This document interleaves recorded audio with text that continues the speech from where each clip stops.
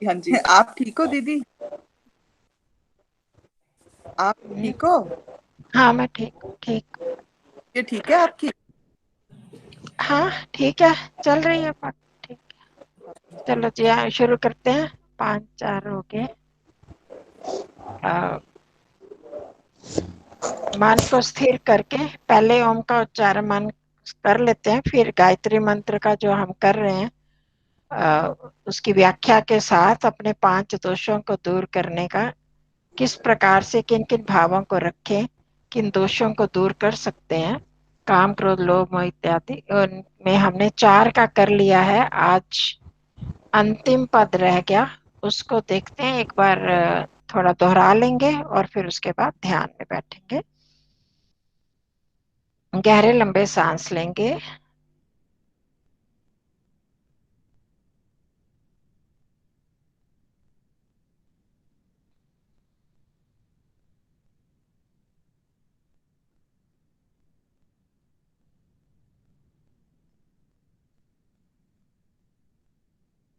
3 बार ओम का उच्चारण करना है। सबने अपने ही द्वारा बोली गई ध्वनि को सुनना है। ओम जो हम बोल रहे हैं वो परमात्मा का प्रमुख नाम है, और कोई भी भाव साथ में रखते हुए, परमात्मा सर्वव्यापक हैं, सारे संसार को बनाने वाले हैं, मुझ में भी व्यापक हैं, हम सबके रक्षक हैं, प्राणाधार है, इन भावों को मन में रखते हुए ओम का उच्चारण करेंगे। देखना, चेक करना अपने आप को कि ये ओम बोलते हुए क्या हमारा मन इधर उधर गया या इसी में टिका रहा पूरी तरह से। बिल्कुल थोड़ी देर के लिए ही कितना हम मन को टिका सकते हैं, पूरा हम अपना परीक्षण कर सकते हैं। गहरे लंबे सांसों को हम अनुभव कर रहे हैं।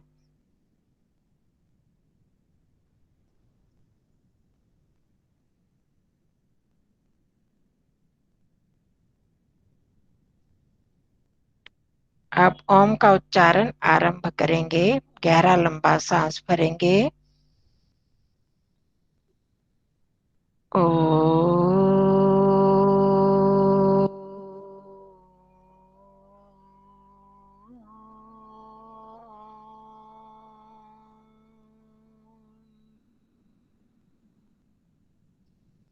कुछ देर शांत रहकर इसी ध्वनि को सुने और भाव को मन में रखें।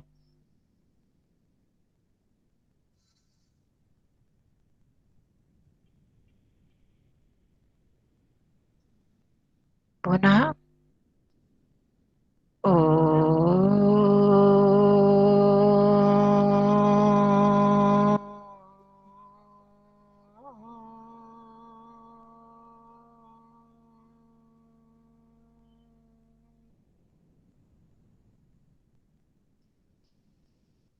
भाव मन में रहेगा। ओम की ध्वनि को सुनना है अंदर ही, इसकी तरंगे जो चल रही हैं अंदर।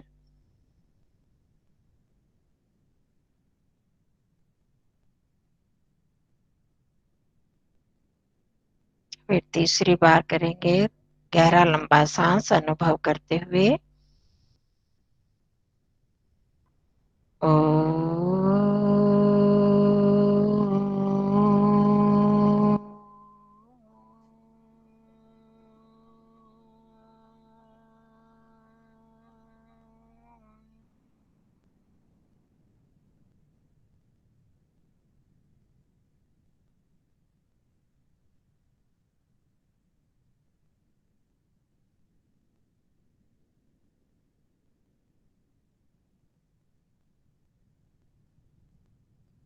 आप धीरे धीरे आंखें खोल सकते हैं।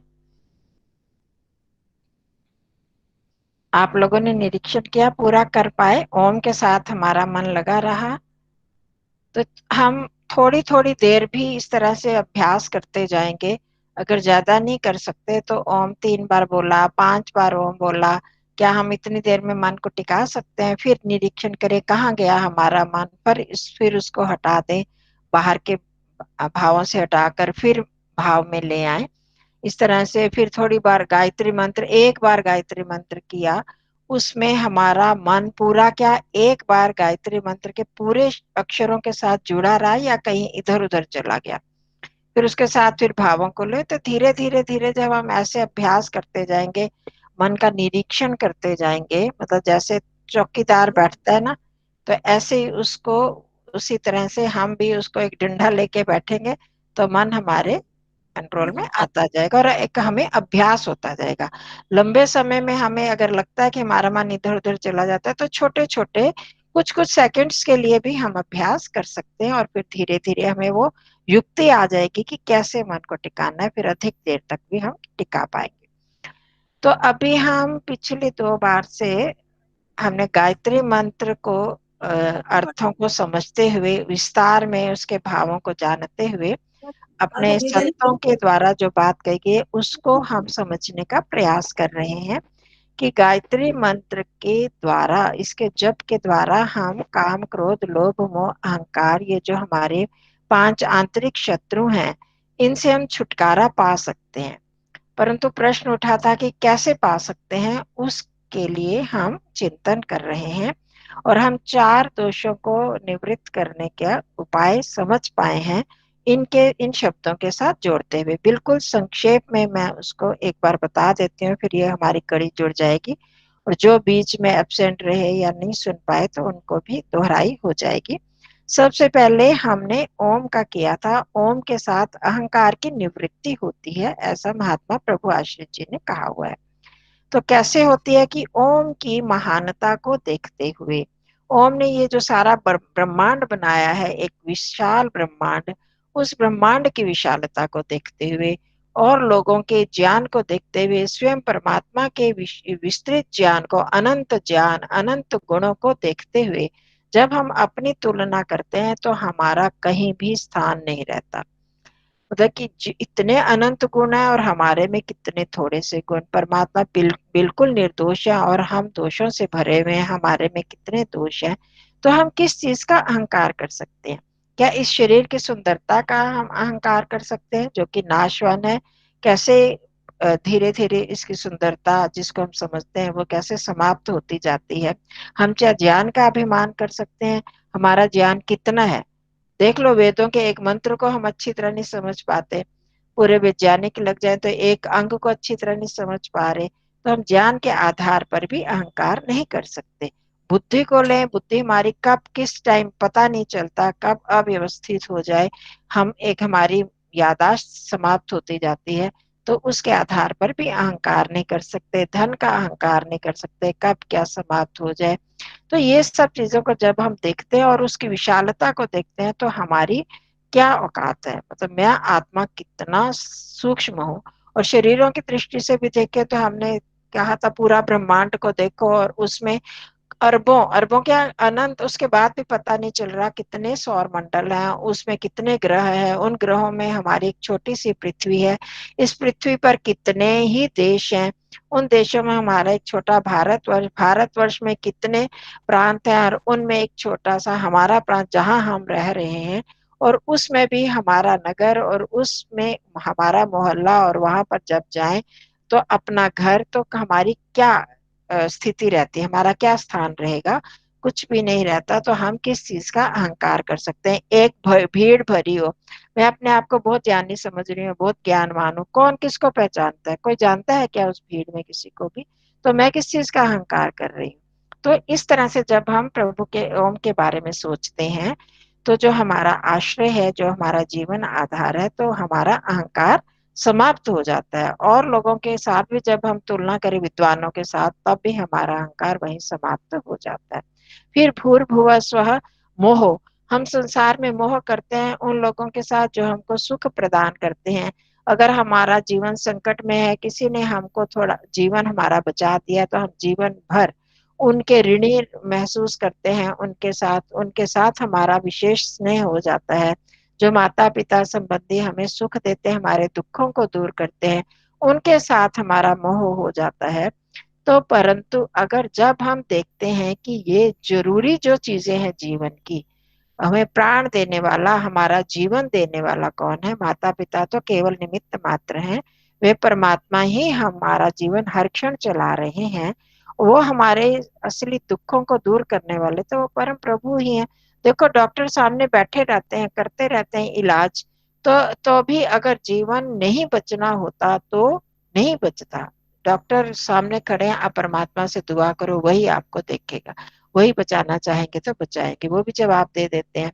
तो उस समय भी रक्षा करना चाहे तो परमात्मा ही करेंगे। और बहुत बार डॉक्टर लोग भी हार मान जाते हैं और परमात्मा जो है ऐसा कोई साधन बना देते हैं, जब हमारे दुख दूर करने हो तो एकदम हमारा दुख दूर हो जाता है, हमें पता ही नहीं चलता। क्या एक छोटा सा, जैसे कहते हैं ना, राख की पुड़िया भी काम कर जाती है, और दूसरे अनेक साधन हमें मिल जाते हैं।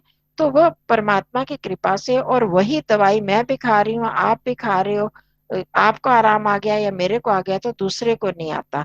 क्योंकि अगर हमें दुख दूर नहीं होना है तो परमात्मा भी उसमें, परमात्मा की जब तक शक्ति नहीं आती उसके द्वारा प्रेरणा नहीं होती, तब तक वो दुख दूर नहीं होता। तो असली दुखों को दूर करने वाले परमात्मा है।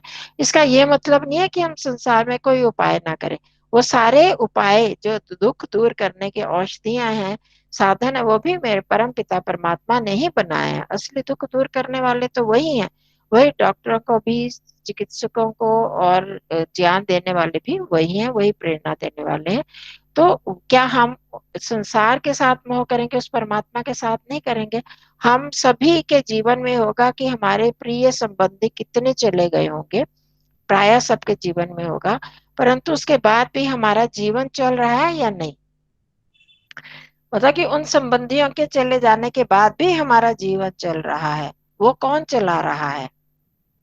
उन संबंधी, हम ठीक है कि हमारा मोह होता है, मोह से हम दुखी होते हैं उनको याद कर करके, परंतु उनके बिना हमारा घाटा नहीं।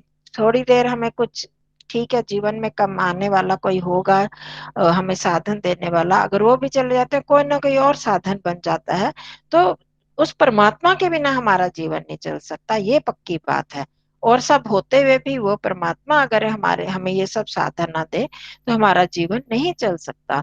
तो हम उनसे मोह कर रहे हैं तो उस परमात्मा के साथ मोह क्यों नहीं करते, जो परमात्मा मेरा सब कुछ है, इस जन्म का नहीं अगले जन्म का भी साथी है और सुख स्वरूप है, सब प्रकार के सुख देने वाला।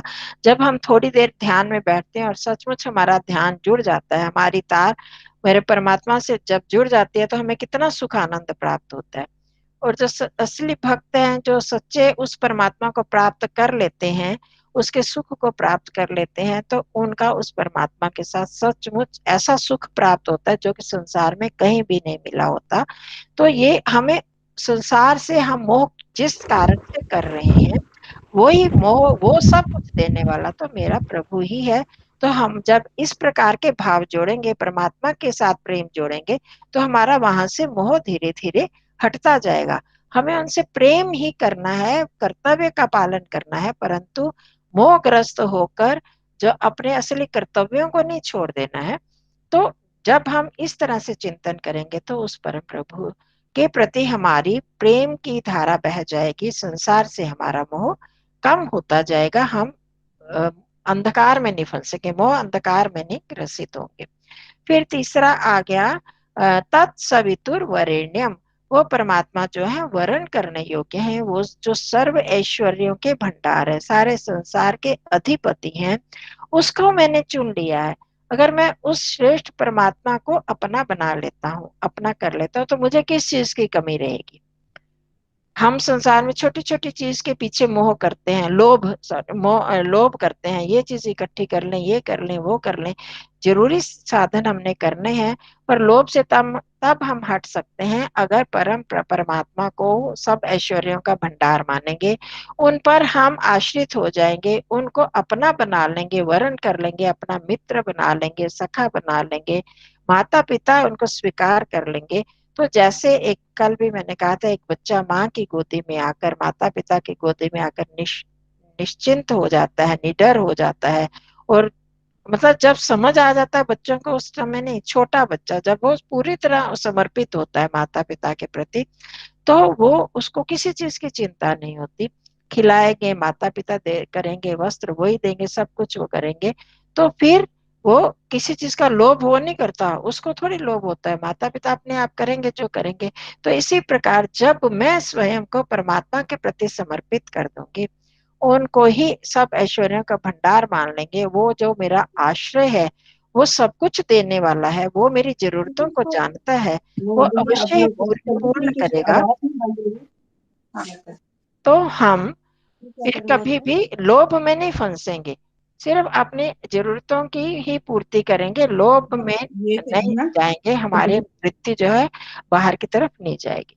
ठीक है, तो इस तरह से हम वरेण्यम के द्वारा जो प्रेरणा देने वाला परमात्मा है उसके प्रति हम समर्पित हो जाते हैं, तो लोभ की निवृत्ति होती है। भर्गो देवस्य धीमहि, वो परमात्मा जो तेज रूप है, पापों को नष्ट करने वाले हैं, उस परमात्मा के जब भर्ग को, इस तेज स्वरूप को, परिपक्व रूप को, उसके उपद्रव रहित रूप को हम धारण कर लेते हैं, उसका चिंतन करते हैं, अपने मन में उसको बना कर रखते हैं, तो हमारे मन में क्रोध की भावना भी दूर होती जाती है। क्योंकि वो जो प्रभु हैं वो परिपक्व है, वो हम उनके साथ रह रहकर हम भी परिपक्व हो जाते हैं, हमारा मन भी परिपक्व हो जाता है। हम छोटी छोटी बातों में घबराते नहीं हैं, असंतुलित नहीं होते हैं, हमारा हमें समता के भाव आने लगते हैं। जब वो प्रभु जिस प्रकार से एक परिपक्व फल में परमात्मा कैसे रस और सुगंध भर देते हैं, एक वही कल मैंने एक उदाहरण दिया था कि डाल में लगा रहता है फल तो पक जाता है, और इसके साथ हम आगे बढ़े तो परिपक्व होते होते उस फल में कैसे सुगंध आ जाती है, रस भर जाता है। तो ये भी वो परिपक्व परमात्मा का ही परिणाम है। इसी तरह जब भक्त के हृदय में परिपक्वता आ जाती है परमात्मा के साथ मिलकर, तो वो भी, उसका हृदय भी विनम्र हो जाता है। जैसे एक फल पक करके उसमें नम्रता आ जाती है, वो कठोर नहीं रहता है, तो भक्त का हृदय भी है जो वो भी विनम्र हो जाता है, कठोरता उसमें से समाप्त हो जाती है। जब वो इस प्रकार का होगा तो उसमें फिर गुस्सा कहाँ से रहेगा, वो तो हर बात में नम्र हो जाएगा, वो समता के भाव आ जाएंगे उसमें। और जो सबसे पाप विनाशक परमात्मा है उसके साथ जब हम जुड़ेंगे, वो तेजों का तेज है, तो उसके सामने रहते मैं गुस्सा कैसे कर सकता हूँ, वो मेरे हृदय में है, मैंने उसका वर्ण कर लिया है, उसका मैं चिंतन कर रहा हूँ, थी मैं धारण कर रहा हूँ, तो मेरे दोषों में जो सबसे बड़ा दोष है क्रोध, वो धीरे धीरे समाप्त हो जाएगा। उस गुणों के भंडार परमात्मा के आगे मैं विनम्र हो जाऊंगा और मेरे क्रोध भी दूर होगा। तो भर्गो देवस्य धीमहि आ गया। अब धियो यो न प्रचोदयात, हमारा एक दोष रह गया जो 5 आंतरिक शत्रु माने जाते हैं। काम, काम का सिर्फ अर्थ ये जो काम वासना जो होता है वही नहीं, ब्रह्मचर्य का नाश नहीं, इसके साथ और भी अधिक कामनाएं जो होती हैं वो भी इसमें काम में आ जाती हैं। तो धियो यो न प्रचोदयात, इसमें हमने ईश्वर से प्रार्थना की, वो परमात्मा जिसके भर्ग को मैंने धारण कर लिया है अपने में, जिसका मैं चिंतन कर रहा हूँ, उस परमात्मा से अब मैं जुड़ गया हूँ। देखिए धारण करना मतलब उसके साथ में जुड़ा हुआ हूँ, तब वो परमात्मा हमको बुद्धियां, हमारी बुद्धि को प्रेरणा देंगे। धियो यो नः, यह न धियः प्रचोदयात, जो हमारी बुद्धियों को प्रेरित करे सन्मार्ग की ओर, अच्छे कर्म की ओर, क्योंकि हमने परमात्मा के भर्ग को धारण किया है। भर्ग का हम ध्यान कर रहे हैं, जो पापों को नष्ट करने वाला है, दोषों को दूर करने वाला है, उसका जब हम ध्यान कर रहे हैं, उसके साथ हम जुड़ गए हैं, तो हम भी परमात्मा से ये प्रार्थना कर रहे हैं, भगवान हमारे अंदर भी जो दोष है उन दोषों को आप दूर कर दीजिए, ऐसे हमारी बुद्धि को प्रेरणा दे। और दूसरा जो काम की तरफ से हम जाते हैं, तो कोई भी गलत काम करते हैं, विशेषकर जो ब्रह्मचर्य का नाश इत्यादि जो कार्य हैं, वो सिर्फ हमारा क्या बुद्धि के नाश से होता है। विवेक, जब विवेक इंसान का समाप्त हो जाता है, तो विवेक की कमी होने से इंसान नहीं सोच पाता कि मेरे लिए क्या कर्तव्य है, क्या कर्तव्य, क्या चीज करनी चाहिए, क्या नहीं करनी चाहिए। वो विवेक के नष्ट होने पर वो संसार की, शरीर की व्यर्थ की सुंदरता के प्रति आकर्षित होता है। संसार में जो ये जो अविवेक आ जाता है, वो नहीं समझ पाता ये जो शरीर है कितना गंदगी का घर है। वो आकर्षण क्यों होता है, शरीर को बड़ा सुंदर समझता है एक दूसरे को, तो वो सुंदरता के प्रति आकृष्ट होकर ये गलत भावनाएं आती हैं। तो जब इंसान में विवेक, बुद्धि क्या है, विवेक का घर है, जब सचमुच विवेक आ जाएगा, उसकी अविद्या समाप्त हो जाएगी, तो उस समय ये शरीर क्या है, नाशवान है, शरीर गंदगी ही भरी हुई है इस शरीर में, तो वो उसका इसके उसके प्रति आकर्षण जो है समाप्त होता जाता है।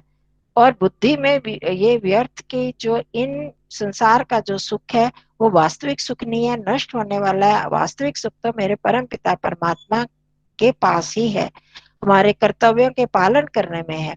ये सारे सुख समाप्त हो जाने वाले हैं। इस तरह से बार बार जब बुद्धि से उसकी बुद्धि ठीक मार्ग की ओर जाती है, भक्त की या साधक की, तो उसमें विवेक जागृत होने लगता है और ये सारी चीजें जो उसके लिए फीकी हो जाती हैं, तो तब वो काम की वासना भी उसके अंदर से समाप्त हो जाती है। और दूसरी जो कामनाएं, संसार की व्यर्थ की कामनाएं, इधर जिसको हम तृष्णा कहते हैं, उस तृष्णा से भी वो हटता जाता है और वो प्रभु के प्रति समर्पित होता जाता है।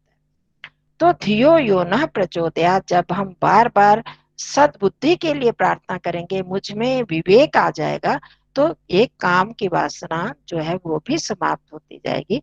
तो इस प्रकार गाय जिस जिस दोष की मुझ में अधिकता है, जो मेरे में अधिक दोष है, हम उस भाग को लेकर जप करते हुए उसका ही अच्छी प्रकार चिंतन करते जाएंगे।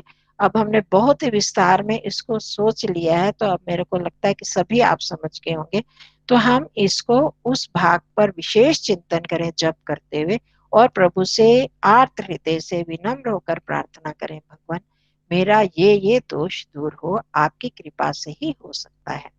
तो इस प्रकार से हम अहंकार, मोह, लोभ, क्रोध और विकार इनसे छूट सकते हैं। तो अब हम इन भावनाओं को लेकर ध्यान करेंगे। गायत्री मंत्र सभी जानते हैं, और अगर विशेष रूप से आप लास्ट में धियो यो न प्रचोदयात् इसको लेना चाहते हैं, इसको भी ले सकते हैं, और जिस भी भाग को लेना चाहें उस पर ही चिंतन करते हुए ध्यान करेंगे। और बीच बीच में मैं बोलती रहती हूँ कि सावधान रहना, और सिर्फ इसीलिए कि किसी कोई इधर उधर खो गया है, जो नए नए साधक है, पता नहीं चलता, तो हम सावधान हो जाएं। देखें कि और याद रखें कि मेरा परम पिता परमात्मा मेरे साथ है। मैं इस चीज को अधिक जोर देती हूँ कि वो परमात्मा मेरे साथ है, वो जान रहे हैं। हम औरों से तो छुप सकते हैं, आंखें बंद करके मैं बैठी हूँ, अंदर मैं क्या सोच रही हूँ और कोई नहीं जानता, सिर्फ प्रभु ही जानते हैं। तो वो तो जान रहे हैं कि ऊपर से ये ढोंग कर रही है, आंखें बंद करके बैठी है और क्या अंदर सोच रही है। तो मैंने प्रभु का ही चिंतन करना है। जिस लक्ष्य को लेकर मैं बैठी हूँ उसी लक्ष्य की ओर ही मेरा ध्यान जाना चाहिए। इसलिए बीच बीच में थोड़ा बोल देती हूँ। तो उसके ध्यान रखते हुए हम अब करेंगे, ध्यान की तरफ जाएंगे। आंखें बंद, मन हमारा उस स्थिति में आ गया है, बना हुआ है मन ध्यान की स्थिति में। शरीर को भी ध्यान की स्थिति में बिठा लें। अधिक देर पर तक स्थिरता पूर्वक, सुख पूर्वक जिस आसन में बैठ सकें उसमें बैठ जाएं।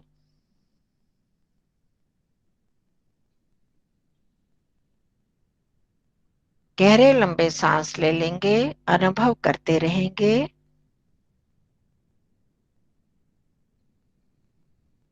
सांस ले रहे हैं, कहाँ तक जा रहा है सांस, उसको अनुभव करते जाएं। बाहर आ रहा है, कहाँ कहाँ स्पर्श करता हुआ आ रहा है।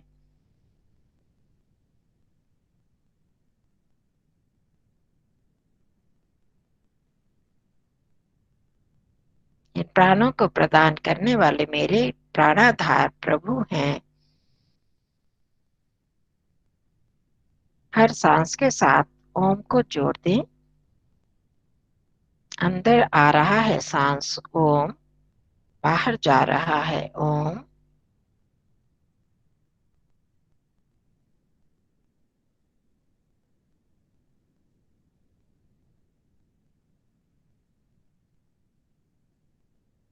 मन में प्रसन्नता का भाव रखना है, उत्साह पूर्वक करना है।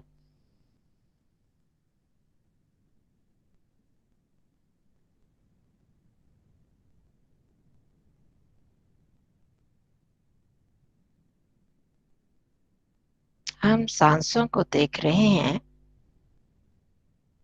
देखें कि कौन अनुभव कर रहा है इन सांसों को।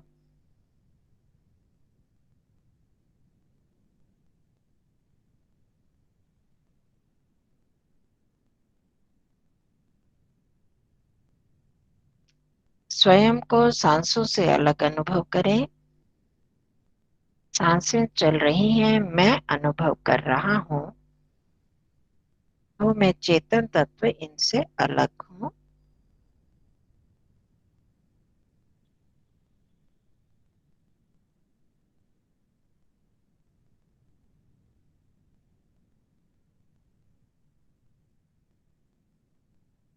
मेरा शरीर बैठा है, मैं देख रहा हूँ, यह मेरा शरीर है। सिर से लेकर पैरों तक अपने शरीर को एक साथ अनुभव करें।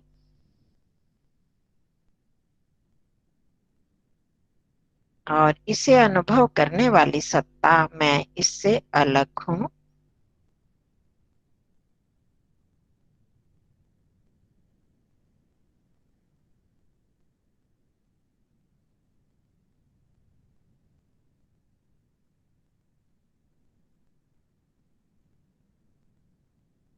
जहाँ मैं की अनुभूति हो रही है, मैं सत्ता, अनुभव करने वाली सत्ता, वही मन को टिका दें।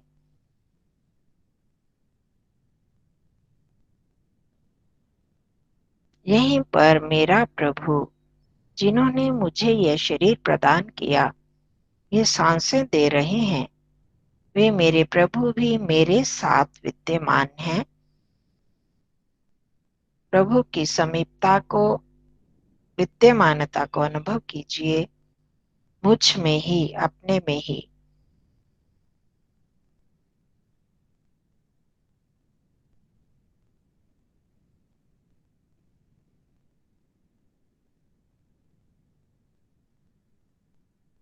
ये प्रभु इस संसार के कण कण में व्याप्त हैं। आप मेरे इस शरीर में भी विद्यमान हैं। आपकी व्यवस्था से सब क्रियाएं चल रही हैं।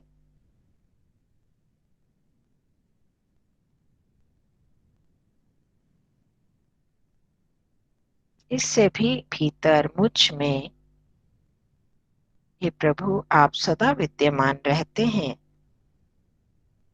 और इस समय भी मेरे साथ हैं। आप मेरे हर भाव को, हर क्रिया को आप जान रहे हैं।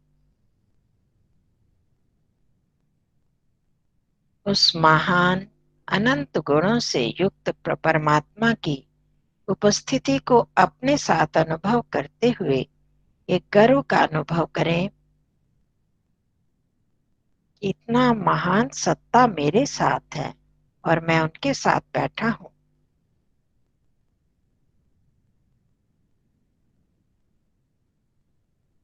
ये प्रभु, मैं आपकी उपासना के लिए बैठा हूं। मैं पूरी सफलता पूर्वक आपकी उपासना कर सकूं, आपसे प्रेरणा लेकर अपने दोषों को दूर कर सकूं।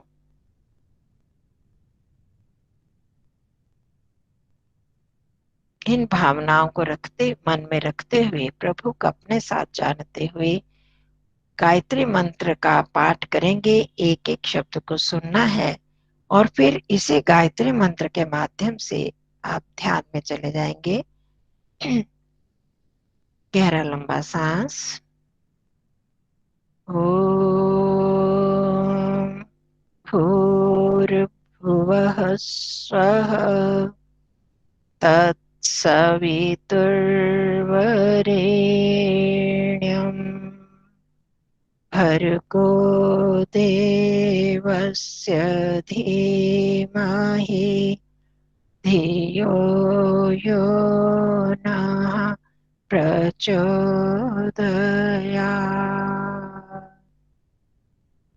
बड़ी ईमानदारी से अपने दोषों को भी ढूंढना है और उन्हें दूर करने के लिए प्रभु के से प्रार्थना और समर्पण करते जाएंगे साथ साथ।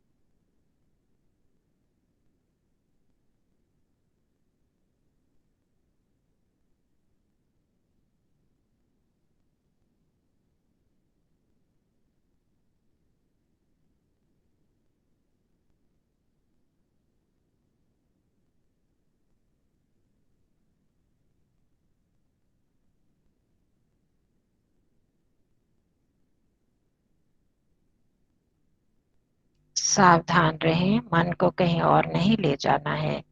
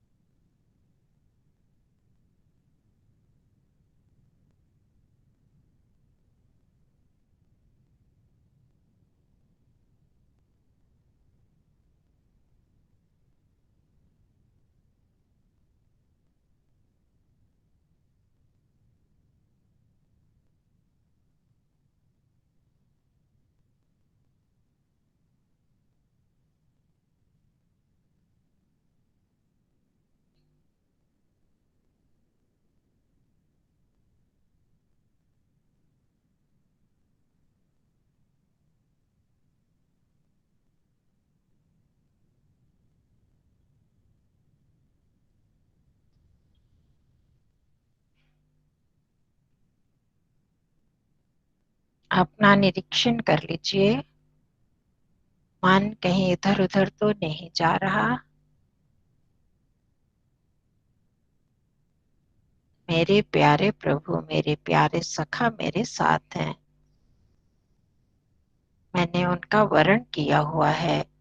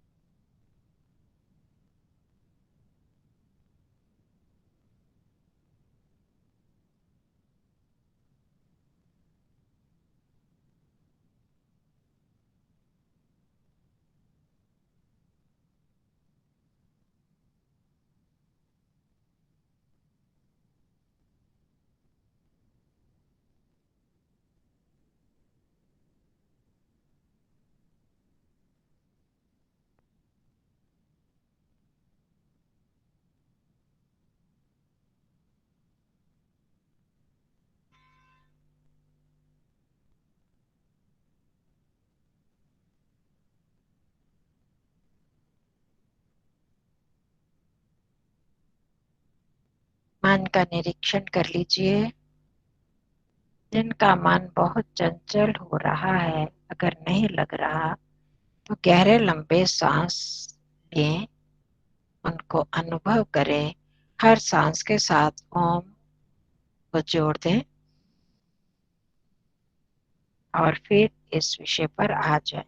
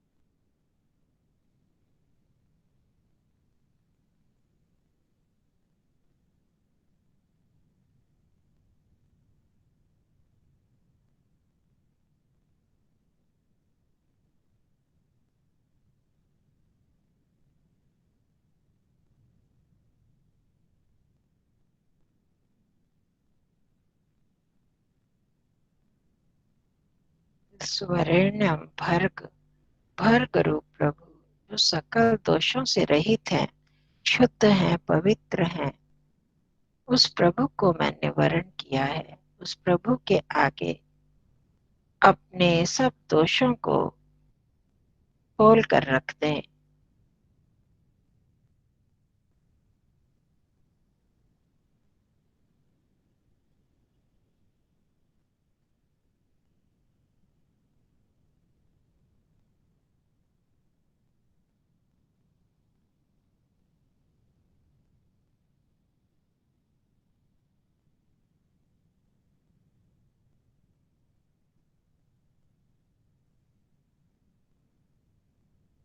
हे मेरे पिता, आप तो शुद्ध पवित्र हैं। मैं आपकी संतान होते हुए भी अनेक दोषों से लिप्त हूँ। चाहते हुए भी हम अपने दोष नहीं दूर कर पाते। भगवान, मेरी बुद्धियों में ऐसी प्रेरणा प्रदान करो, मुझे ऐसा विवेक प्रदान कीजिए कि मैं सब दोषों से मुक्त हो जाऊं, शुद्ध पवित्र बन जाऊं, आपके समान ही। इस प्रकार के भाव रखते हुए आर्त हृदय से अपने माँ, अपने पिता के आगे प्रार्थना करें और समर्पित हो जाएं पूरे भावों के साथ।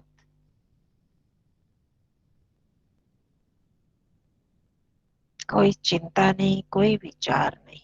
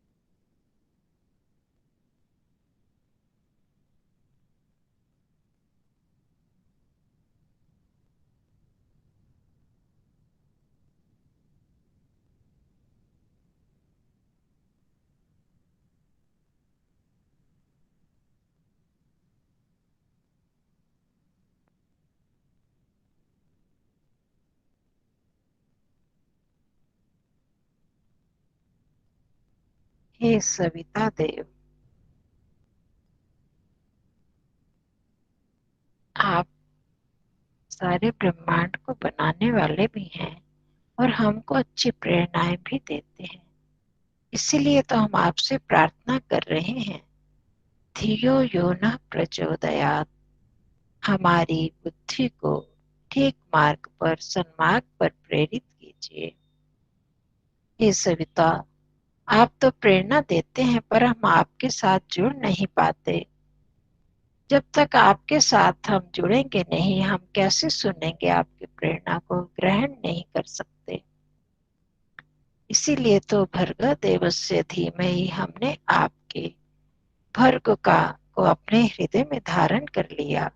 हम आपका चिंतन कर रहे हैं, हमने आपके साथ पक्का संबंध जोड़ लिया है।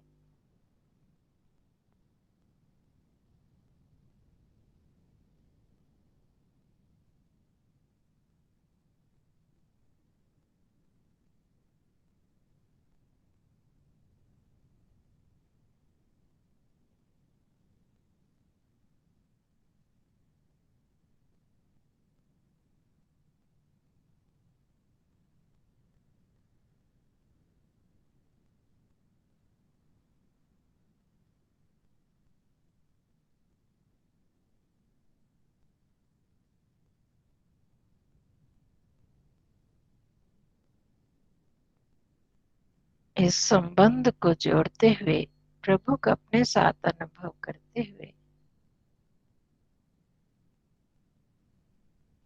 महामंत्र गायत्री के अर्थ को कविता रूप में दोहराएंगे।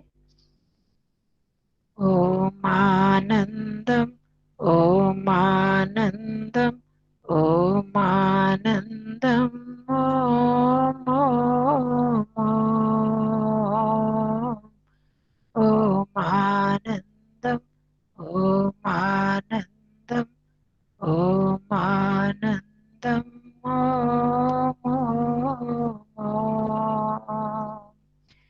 प्राण प्रदाता, संकट त्राता, हे सुखदाता, ओम ओम ओम। प्राण प्रदाता, संकट त्राता, हे सुखदाता, ओम ओम ओम। सविता माता पिता वरेण्यं, भगवन् भ्राता, ओम ओम ओम। सविता माता पिता वरेण्यं, भगवन् भ्राता, ओम ओम ओम। तेरा शुद्ध स्वरूप करें हम धारण दाता, ओम ओम ओम। तेरा शुद्ध स्वरूप करें हम धारण दाता, ओम ओम ओम। प्रजा प्रेरित कर सुकर्म में विश्व विधाता, ओम ओम ओम। प्रजा प्रेरित कर सुकर्म में विश्व विधाता, ओम ओम ओम। ओम आनंदम, ओम आनंदम, ओम आनंदम, ओम ओम ओम। ओम आनंदम, ओम आनंदम, ओम आनंदम, ओम ओम ओम। हे आनंद के भंडार हो, हम आपकी शरण में हैं। हमने अपना हृदय आपके सामने खोल दिया है। भगवान, हमें विवेक प्रदान कीजिए, विद्या प्रदान कीजिए, जिससे हम भी शुद्ध पवित्र हो सके, हम भी आपके आनंद को अनुभव कर सके। जो कि सदैव आप हमारे साथ रहते हैं। प्रभु, हम अपने अज्ञान आवरण को दूर भगा दें। ये सब आपकी कृपा से ही संभव है भगवान। इन भावों को मन में रखते हुए पूर्ण समर्पण भाव के साथ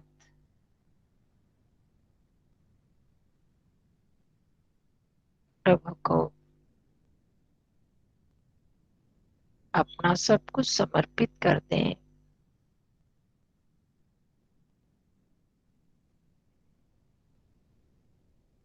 अपनी सांसों को अनुभव करें।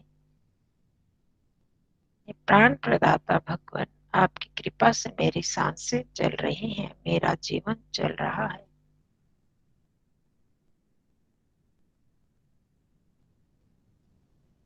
अपने इस पूरे शरीर को अनुभव करें जो इस प्राणाधार प्रभु की कृपा से ही मिला है। अद्भुत साधन है ये।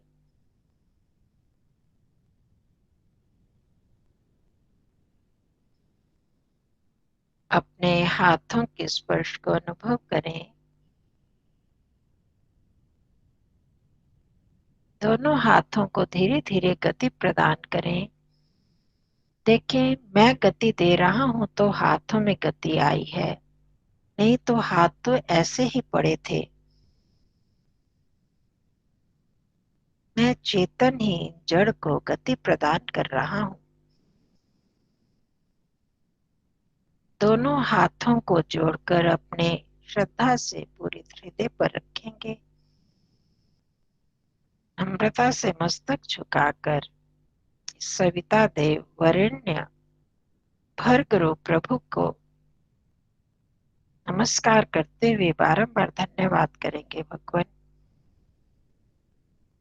आपकी कृपा से हम कुछ समय के लिए आपके चरणों में बैठ पाए, आपकी समीपता को अनुभव कर पाए, आपकी महानता का चिंतन कर पाए। प्रभु, हम आपका कोटिश धन्यवाद करते हैं और आपसे विनम्र प्रार्थना करते हैं भगवान, मैं भी आपकी तरह शुद्ध पवित्र हो जाऊं, अपने अंतःकरण की मलिनताओं को दूर करूं, सदैव आपको अपने समीप अनुभव करता रहूं। धन्यवाद करते हैं अपने गुरुजनों का, ऋषि मुनियों का, विद्वानों का, जिन्होंने हमें यह मार्ग दिखाया। दोनों हाथों का घर्षण करेंगे, चेहरे और मस्तक पर लगाएंगे।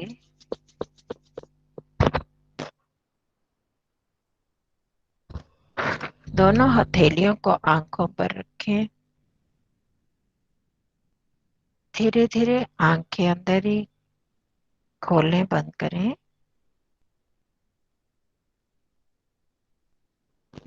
और सामान्य हो जाएं।